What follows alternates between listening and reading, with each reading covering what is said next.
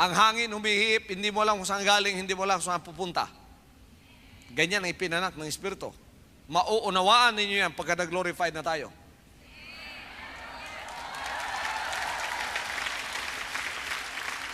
Si Jesus Christ ba'y nag-glorified? Biglang-bigla, nakita siya doon sa upper room. Hindi nila alam kung saan galing. Biglang-bigla nawala, hindi nila alam kung saan pumupunta. Gusto niyo ang katawang ganun? Ibibigay niya sa atin yun.